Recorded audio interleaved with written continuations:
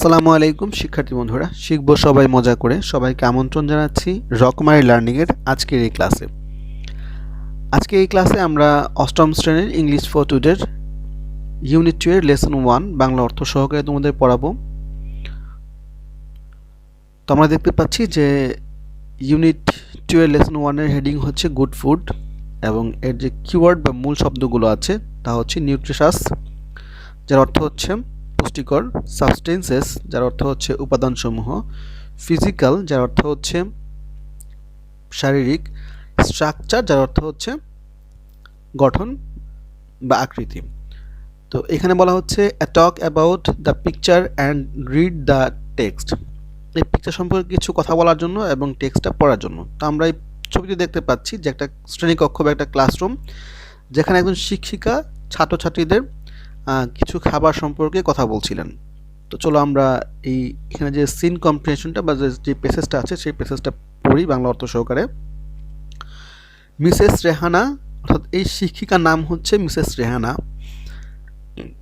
Mrs Rehana the English teacher, Mrs Rehana হচ্ছে ইংরেজি শিক্ষিকা, is talking to the classroom about food. তিনি শ্রেণীকক্ষে খাবার সম্পর্কে কথা বলছিলেন।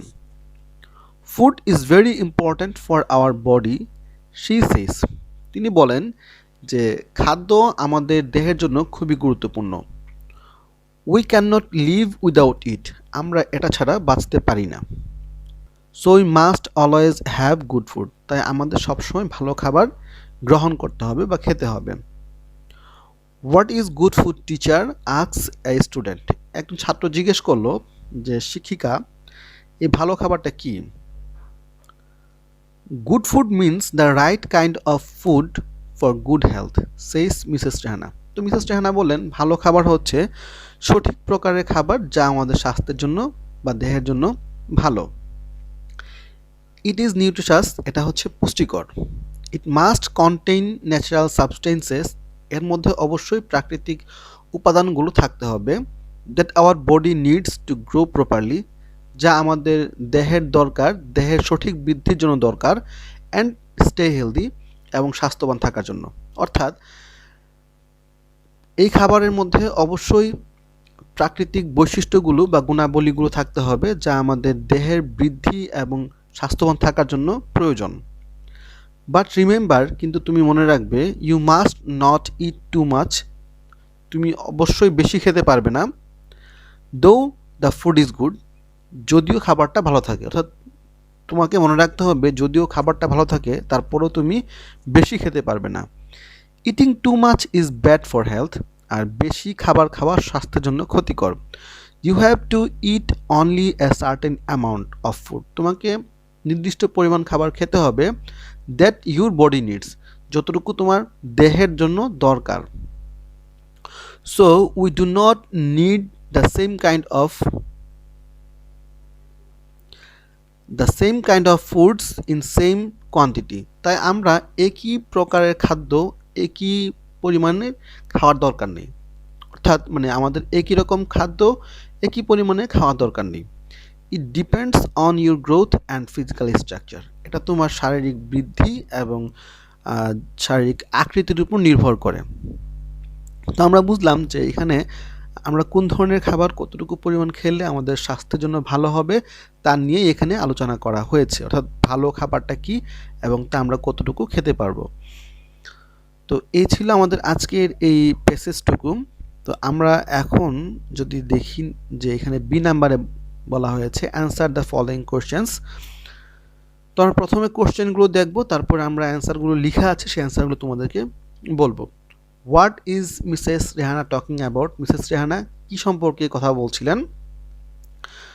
তো আমরা যদি 1 নম্বর কোশ্চেন অ্যান্সার দেখি যে she is talking about food, তিনি খাবার সম্পর্কে কথা বলছিলেন। তো এরপর 2 নম্বরে হচ্ছে why do we eat food, আমরা কেন খাদ্য খাই বা কেন খাবার খাই? তো এর অ্যান্সার হচ্ছে we eat food so that we can live, আমরা খাবার খাই যাতে করে আমরা বাঁচতে পারি। 3 নম্বর হচ্ছে what is meant by nutritious food, পুষ্টিকর খাবার বলতে কি বোঝানো হচ্ছে এখানে? তো এখানে আমরা দেখতে পাচ্ছি The nutritious food means the kind of food which contains natural substances for our body to grow properly and stay healthy. অর্থাৎ পুষ্টিকর খাবার বলতে ওই খাবারগুলোকে বোঝানো হচ্ছে যেগুলোর মধ্যে প্রাকৃতিক উপাদানগুলো থাকে যা আমাদের দেহের বৃদ্ধি এবং স্বাস্থ্যবান রাখতে সহায়তা করে।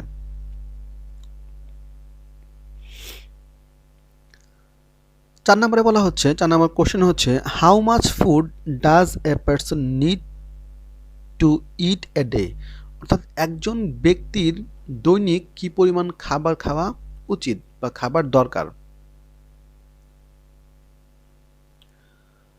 এর অ্যান্সার হচ্ছে a person needs only certain amount of food, একজন ব্যক্তির নির্দিষ্ট পরিমাণে খাবার খাওয়া দরকার, দ্যাট হিজ বডি নিডস, যতটুকু বা যা তার দেহের জন্য প্রয়োজন, অর্থাৎ তার দেহের জন্য যতটুকু খাবার প্রয়োজন ততটুকু নির্দিষ্ট পরিমাণ খাবারই সে ডেইলি প্রতিদিন খেতে পারবে।